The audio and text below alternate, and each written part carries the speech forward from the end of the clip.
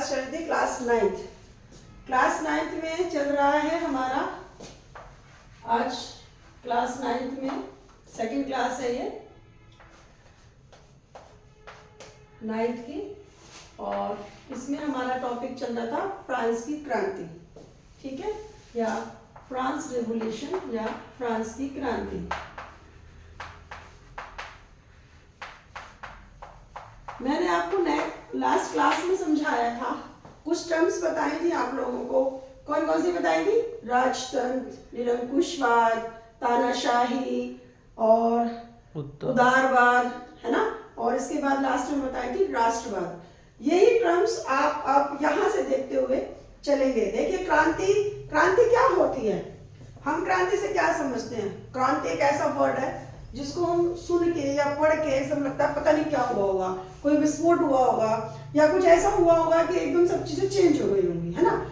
और क्या जरूरत पड़ी होगी इस क्रांति की? पूरा देश, है ना, पूरा देश में उथल पुथल मचना, एकदम कुछ चेंज होना। एकदम क्रांति का नाम सुनते ही दिमाग में कुछ ऐसी चीजें सामने आती है कि कुछ मारकाट हुई होगी, कुछ हिंसा हुई होगी, कुछ बहुत भीड़ इकट्ठी हुई होगी। ऐसे कौन कौन से रीजन हुए होंगे?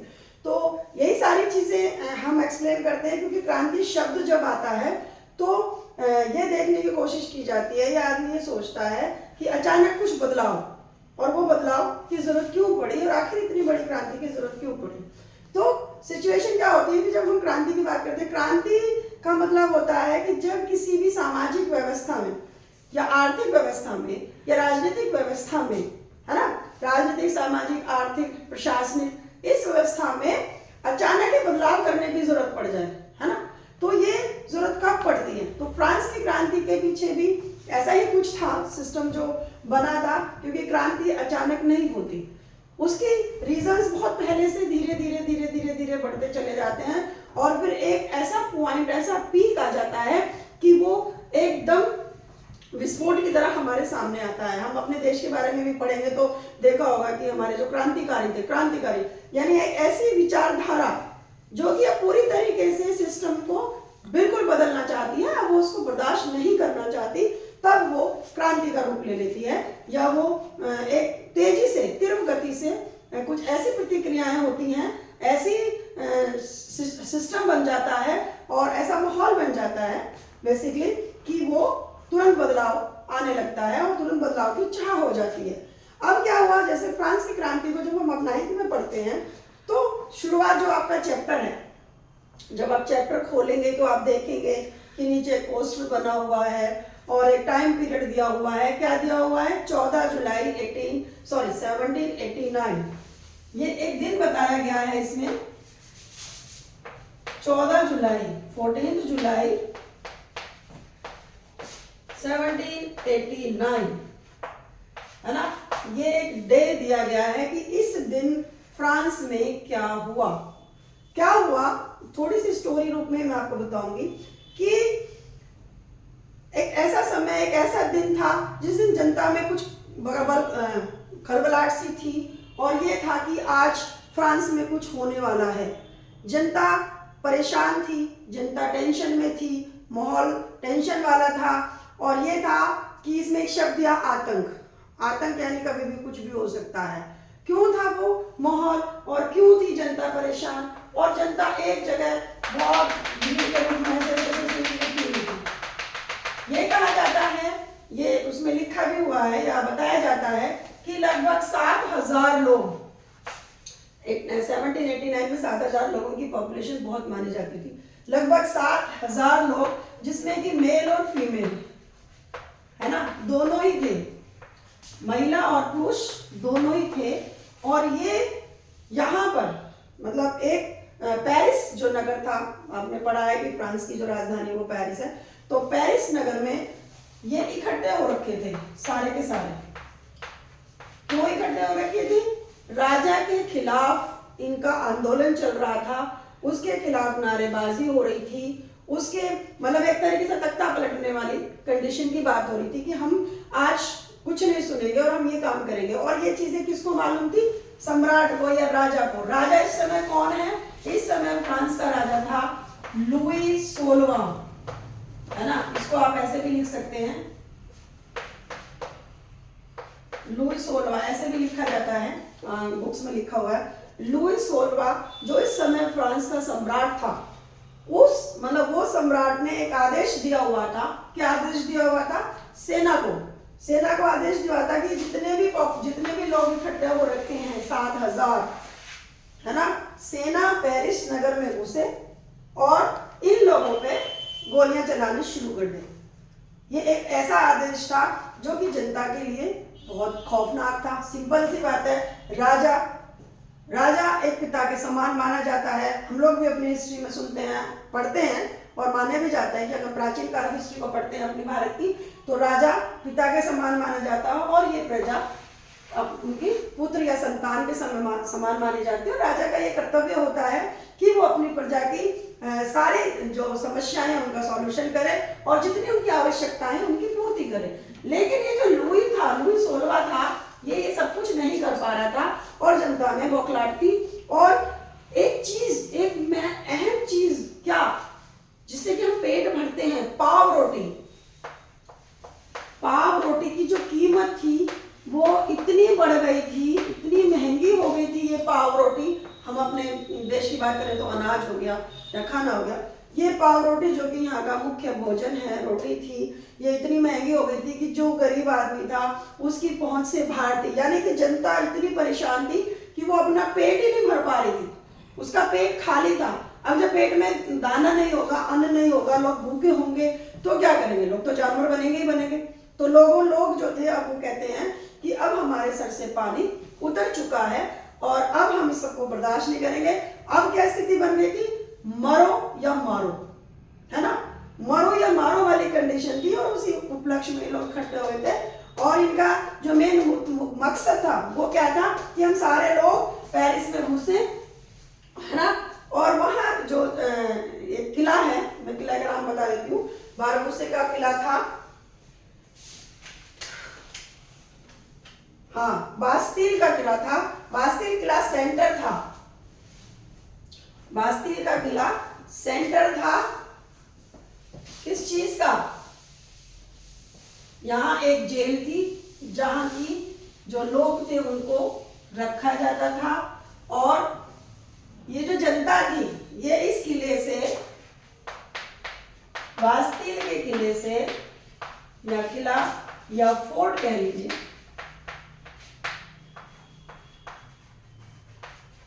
फोर्ट, इस किले से ये ज्यादा से ज्यादा, मतलब जो जनता थी उसको अनुमान क्या था कि इस किले में बहुत सारे हथियार हैं और उन हथियारों को हासिल कर हम एक साथ धावा बोलते हैं इस किले पर, और जितने भी वहाँ हथियार होंगे उन हथियारों को हम अपने कब्जे में करते हैं, कैप्चर करते हैं और उसी के द्वारा जो सम्राट की सेना है उसका हम सामना करेंगे। मतलब इनका ये एम उद्देश्य था।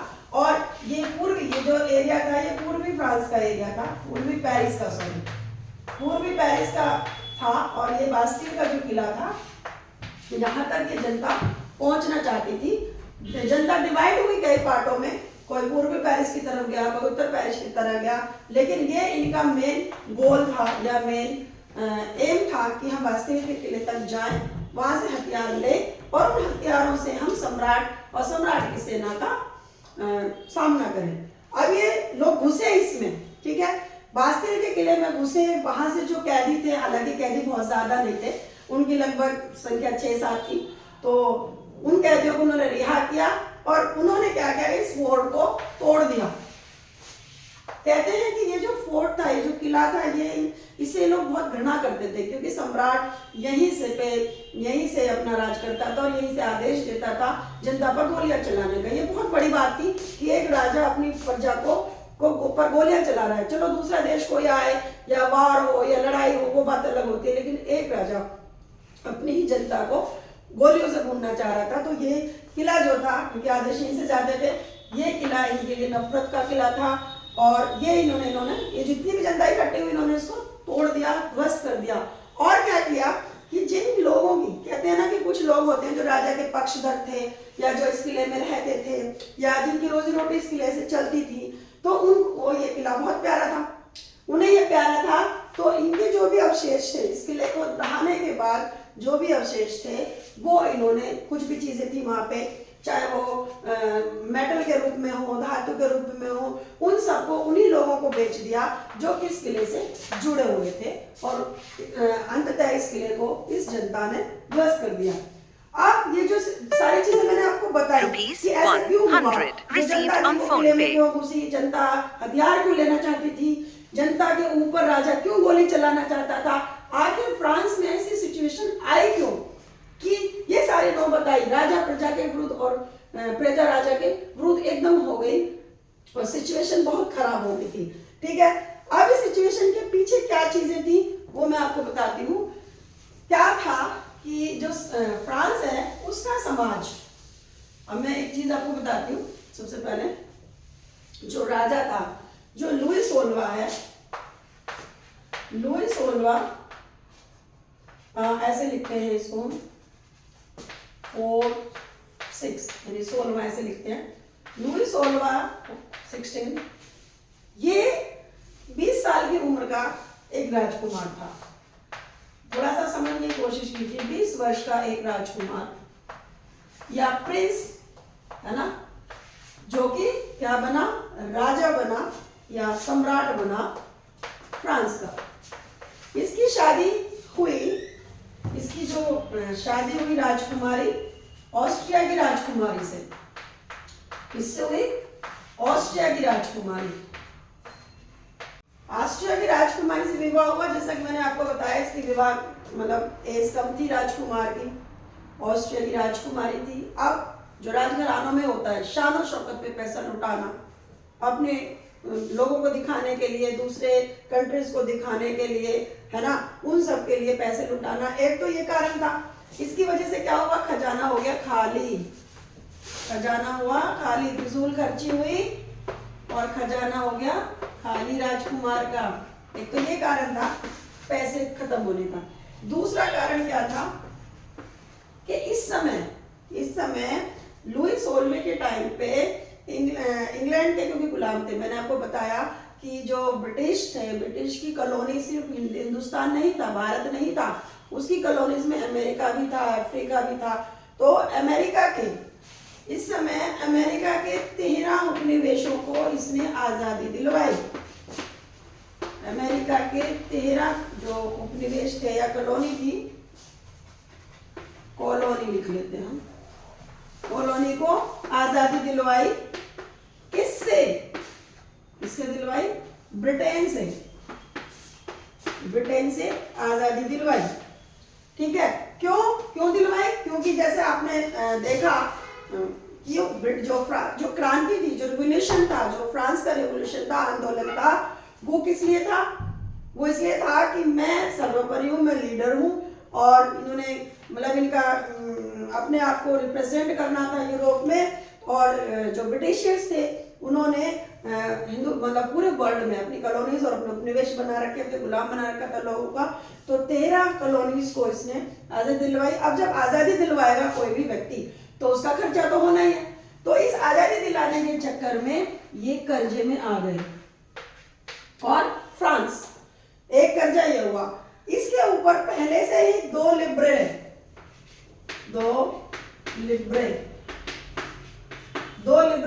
क्या था, फ्रांस की करेंसी थी, उसकी मुद्रा थी। लिब्रे फ्रांस की मुद्रा थी, जो कि बाद में 1774 में इसको हटा दिया गया था, फिर इसको इसकी करेंसी नहीं रखा। 2 लिब्रे पहले से थी और 10 लिब्रे फिर हो गई, हजारों में आएगी ये संख्या, फिर हो गई। अब 12,000 लिब्रे जब इस पे बहुत सारा कर्ज हो गया। अब क्या हुआ, जब फ्रांस कर्जदार हो गया दूसरे देशों का, तो अब एक चीज और हुई कि जो उन्होंने कर्जा दे रखा था फ्रांस को, अब वो उससे कर्जे की ब्याज की जो दर थे, है ना, हम कहते हैं जब किसी से हम लेते हैं और हमारी सिचुएशन खराब होती है तो, और हमें जरूरत होती है पैसे की, तो जो कर्जदार होते हैं वो भी उनके भी भाव बढ़ जाते हैं। अब उन्होंने इसे 10% ब्याज दर वसूलनी शुरू कर दी। इस समय जो भी देश थे जिनसे फ्रांस को कर्जा लेना था या कर्जा लिया उसने, उन्होंने कहा कि अब हमें अपने कर्जे का या तो हमारा कर्जा वापस करो और नहीं तो हमें 10% ब्याज दर दो। अब ये बहुत ज्यादा थी, जो कि फ्रांस के बस की बात नहीं थी। इसकी वजह से करों में बढ़ोतरी हुई, है ना, चीज महंगी होनी शुरू हो गई और इसका असर किस पे पड़ा? जनता पर। अब जनता भी तो एक लिमिट तक ही झेल सकती है, ऐसा तो नहीं है कि जनता बेचारी झेले जाएगी। जनता ही कहाँ से लाएगी, कितना देगी? और जो सम्राट है वो रुकने का नाम ही नहीं ले रहा। तो इसीलिए जनता इसके विरोध हो गई और इस ब्याज दर की वजह से भी जो खजाना था वो खाली हो गया। अब एक और रीजन मैं आपको बताती हूँ। अब खजाना तो खाली है। अब आपने घरों में भी देखा होगा, पर्सनली जो हमारे घर होते हैं, हमारे पास कर्जा हो गया, हमारे पास कमाई के साधन कम हो गए, है ना, अब हमें कर्ज चुकाने के लिए पैसा नहीं है, तो लेकिन हमारी बेसिक जरूरतें, है ना, बेसिक नीड्स, जो हमारी आवश्यकताएं हैं, वो आवश्यकता क्या होती है? नेचुरली सबसे पहले गवर्नमेंट चलाना, सरकार को चलाना, है ना, सरकार का संचालन या गवर्नमेंट को चलाना, ठीक है। इसके अलावा सेना बहुत जरूरी है किसी भी देश के लिए, है ना, सेना का रख रखाव, सेना का खान पान, सेना की सैलरी, क्योंकि सेना रखोगे तभी आप अपने देश को बचा पाओगे। बाउंड्रीज के किसी भी देश का सबसे ज्यादा प्रतिशत, अगर हम अपने देश की भी बात करते हैं तो वो सेना पर ही खर्च होता है, क्योंकि हमें अपनी सुरक्षा व्यवस्था करनी होती है, सेना का खर्च। इसके अलावा स्कूल, कॉलेजेस,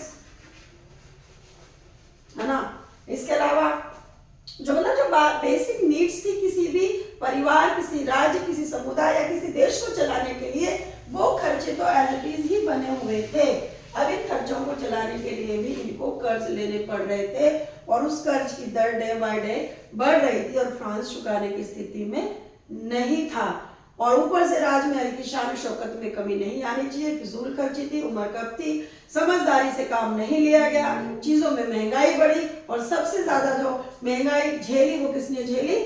मध्यम वर्ग ने, और मध्यम वर्ग इसके विरोधी होता चला गया। और जैसे मैंने आपको बताया, जो बेसिक पेट भरने वाली रोटी भी महंगी हो गई और इसको जनता सहन नहीं कर पाई और अंततः फ्रांस की क्रांति शुरू हो गई और जनता इकट्ठी हुई और उन्होंने कहा कि हमें किसी भी तरीके से पेरिस में घुसना है, उसके किलों को ध्वस्त करना है। और रिजल्ट यह हुआ कि लुइस सोल्वे को मार डाला गया, उसकी मौत हो गई और इसको खत्म कर दिया गया, फांसी की सजा दी गई, है ना। इतनी बड़ी नौबत फ्रांस में आने की किसी ने भी नहीं सोची थी।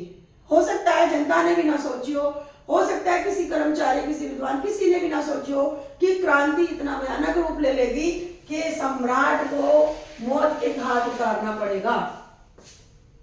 तो ये थी फ्रांस की क्रांति। अब मैं आपको थोड़ा सा फ्रांस का समाज पढ़ाने जा रही हूँ, मतलब बता रही हूँ कि फ्रांस का जो समाज था, क्योंकि उसका वो भी एक रीजन बन जाता है सारी क्रांति का। ये आपको मैंने ऐसे बताया क्योंकि क्रांति वर्ड को मैं एक्सप्लेन कर रही थी। अब मैं आपको बताती हूँ कि जो फ्रांस का समाज था वो कैसे था। देखिए, फ्रांस में एक शब्द, मतलब समाज में एक शब्द आता है एस्टेट। एस्टेट आप भी पढ़ोगे बुक्स में, एस्टेट एक शब्द है। एस्टेट क्या है? समाज की एक इकाई जो कि उसके औहदे का, है ना, प्रतीक है एस्टेट। अब ये जो समाज था ये तीन श्रेणियों में बटा हुआ था। एस्टेट एक श्रेणी है, समाज की इकाई है।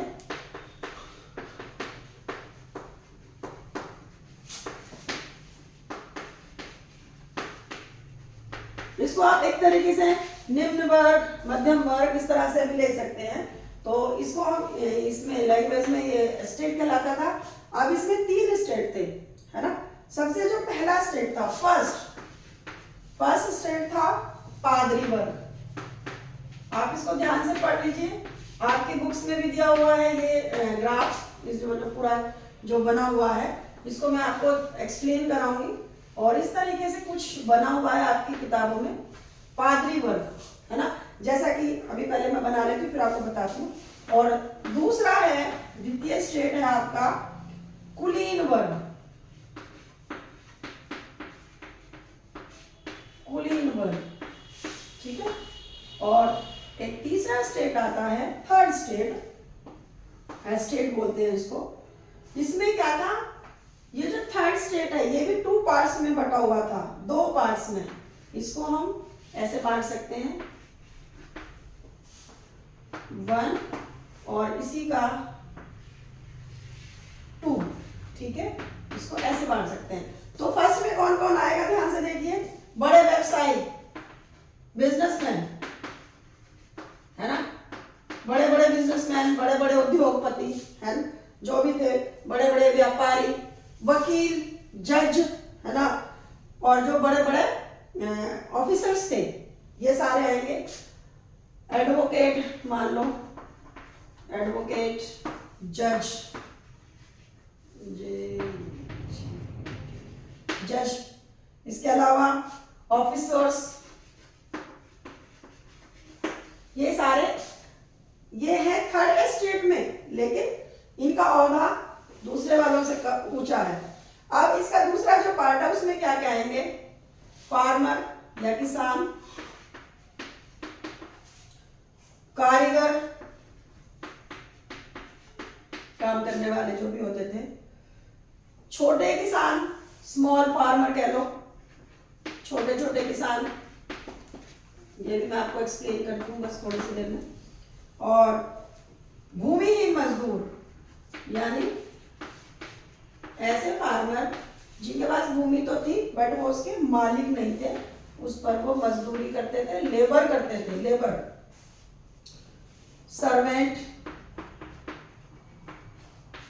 इस तरीके से ये समाज इनका बटा हुआ था 3 एस्टेट में, बट यहां आकर ये एस्टेट भी 2 भागों में बट जाता है।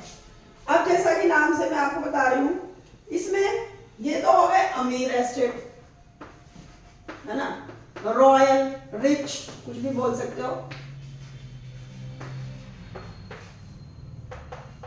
ये तो हो गए ये वाले थर्ड एस्टेट वाले, ऊपर वाले, एक अमीर वर्ग हो गया और एक इसमें हो गया पुअर क्लास या लो क्लास, बोलो लो क्लास या पुअर बोल सकते हैं, है ना, जो बेचारे मजदूर वर्ग थे, सर्वेंट थे। तो ये 2 तरीके से था, ये गरीब थे, वो थर्ड एस्टेट में होकर भी अमीर थे। अब यहां पर क्या सिचुएशन बनती है जो मैं आपको बताती हूं, ये जो पादरी वर्ग है ये धर्म से रिलेटेड था, ये बौद्ध रईस था। अब इसको अधिकार था, क्या अधिकार था, इनको कुछ विशेषाधिकार मिले हुए थे। क्या मिले हुए थे इन दोनों को, ये जो 2 स्टेट है ऊपर वाले, इनको मिले हुए थे कि जन्मजात, और इनको जन्म से ही ये अधिकार, विशेषाधिकार मिले थे कि ये कर नहीं देंगे, टैक्स नहीं देंगे। ये दोनों वर्ग, स्पेशली पादरी और कुलीन वर्ग, ये टैक्स नहीं देंगे, बल्कि उल्टा इन लोगों से टैक्स वसूल करेंगे, ये लोग इनको देंगे, ये टैक्स नहीं देंगे, ठीक है। और जो इनका ये जो टैक्स था, सबसे पहले मैं आपको बताऊं, ये टैक्स भी 2 तरह के थे। टैक्स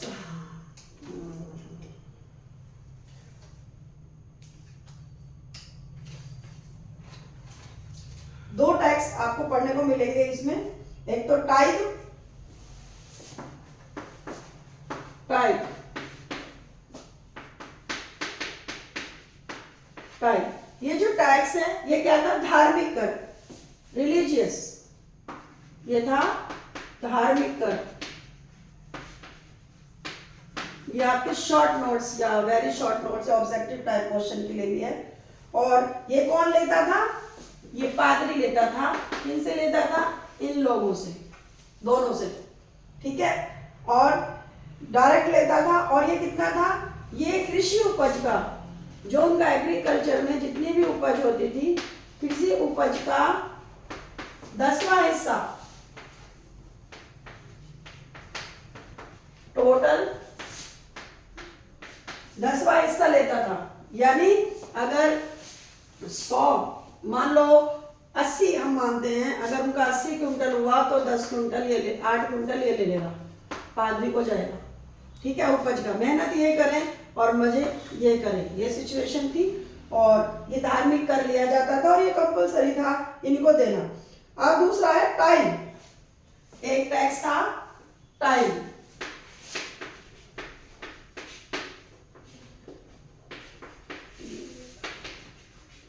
ये था डायरेक्ट कर, डायरेक्ट टैक्स, ये था प्रत्यक्ष कर, जो कि इन लोगों को डायरेक्ट गवर्नमेंट को देना होता था, जैसा कि हम लोग भी टैक्स देते हैं, ये डायरेक्ट जाता था। और इसके अलावा ये तो डायरेक्ट था प्रत्यक्ष कर, इसके अलावा बहुत सारे इनडायरेक्ट टैक्स थे, जैसे कि हम सामान पे देते हैं, एमआरपी पे भी देते हैं, उसके बाद भी देते हैं, अब तुम देखते हो कि जीएसटी भी लग रहा है। इसी तरीके से अप्रत्यक्ष कर तंबाकू पर, जो उनके खाने की चीजें होती थी उन पर, इस तरह के बहुत सारे टैक्स थे जो कि गवर्नमेंट इनसे वसूल करता था। और इसमें भी और एक चीज यहाँ मेन इंपॉर्टेंट है कि ये पूरा वर्ग, चाहे वो अमीर, तीसरा जो थर्ड एस्टेट था, ये पूरा वर्ग ही टैक्स देने के लिए बाध्य था, इन्हीं को टैक्स देना होता था। अब क्या हुआ, ये तो हो गए अमीर, है ना, इन्हें तो कुछ देना ही नहीं है, इन्हें सिर्फ लेना ही लेना है इस थर्ड से। अब इसमें भी क्या सीन था, अब आपको मैंने ये तो बता ही दिया, अब मैं एक बस इसको बता के थोड़ा सा अब खत्म करूंगी। अब इसमें भी क्या सीन था देखिए, लॉन्ग वीडियो जाएगी लेकिन थोड़ा सा समझने की कोशिश करना, क्योंकि इसको ज्यादा टुकड़ों में बताऊंगी तो आप थोड़ा सा कंफ्यूज हो जाएंगे, इसीलिए मैं इसको बताने जा रही हूँ इसके समाज का। अब इसमें क्या था, जो प्रॉब्लम थी, जैसे मैंने आपको बताया, तीसरा जो स्टेट था, है ना, उसमें क्या क्या चीजें थी। यहां पर फ्रांस में सबसे ज्यादा मध्यकालीन सामंत थे, जो कि मिडिल क्लास होती है जैसे कि, और उसमें 90% किसान थे या फार्मर थे, ठीक है, 90% किसान थे। हमारे देश में भी ऐसा है। और लेकिन ये जो किसान थे, इनमें से बहुत कम, इनमें से सभी जमीन के मालिक नहीं थे, है ना, कुछ ही लोग जमीन के मालिक थे। 60% जमीन पर किसका अधिकार था, कुलीन वर्ग, जैसा मैंने आपको बताया, जो सेकेंड स्टेट था उसके जो लोग थे उनका अधिकार था या उनका ही वर्चस्व था।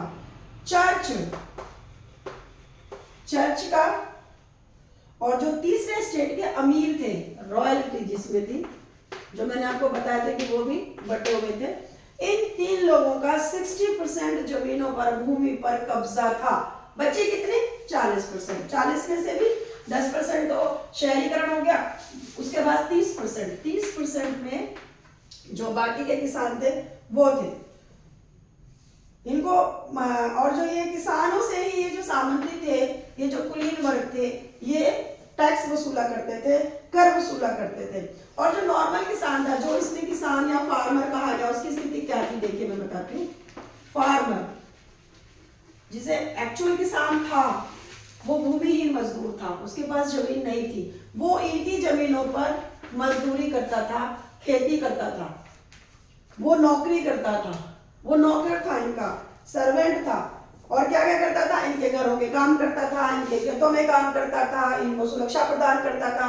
सेना में जाएगा तो यही जाएगा, घरों में काम करेगा तो यही करेगा, सर्वेंट बनेगा तो यही करेगा, भूमि में मजदूरी करेगा तो वो यही करेगा। और इसके अलावा जितनी भी लोअर तरह की जो सर्विसेज थी, जो सेवाएं थी, इन लोगों को यही प्रोवाइड करता था। और आगे जाकर यही वर्ग इनके विपरीत हो गया और इसी वर्ग ने फिर क्रांति शुरू की, क्योंकि ये लोग थक चुके थे, महंगाई से रोटी भी नहीं मिल रही थी, पेट भूखे थे। और लास्ट में हमारे सामने फ्रांस में एक बहुत बड़ा आंदोलन होता है, जो कि परिवर्तित कर देता है हर चीज को। जो पॉपुलेशन है वो इकट्ठा हो जाती है पेरिस में और घुस जाती है वो पेरिस के नगर में, सारे हथियारों को लेती है, और अंततः रिजल्ट क्या होता है, सम्राट की मृत्यु। तो मैंने आज आपको जो फ्रांस की जो स्थिति चल रही थी वो सारी बताई कि इस समय में 18वीं शताब्दी में जो फ्रांस था उसका समाज कैसे था, कैसे लोग रहते थे, किस तरह से डिवाइडेड थे, किन लोगों पर अत्याचार था, कौन लोग बहुत अपने विशेष अधिकारों का प्रयोग कर रहे थे, सम्राट की स्थिति कैसी थी, और वो दिन जिस दिन ये क्रांति की शुरुआत हुई उस दिन का माहौल फ्रांस में कैसा था, किस तरीके से लोग घबराए हुए थे, राजा को जो आदेश देना था, जो घोषणा करी थी वो गलत थी, और उसके विरुद्ध जो जनता थी उसने अंततः इस क्रांति का रूप दिया। और लास्ट में जो रिजल्ट आया वो क्या आया, लुईस 16वें की मृत्यु। तो आज के लिए फ्रांस इतना ही, क्लास 9th के लिए आप इसे सुनिए, समझिए, अपनी बुक पर जाइए, आपकी बुक में ये चीज़ें मिलेंगी, बट आपको कॉन्सेप्ट क्लियर कराना हमारा काम है कि आपका कॉन्सेप्ट क्लियर हो जाएगा तो आपको इजी रहेगा। अगर आपको मेरे पढ़ाने का तरीका अच्छा लग रहा है तो आप सब्सक्राइब कीजिए, शेयर कीजिए और लाइक कीजिए। मिलते हैं इससे आगे नेक्स्ट क्लास में। Thank you.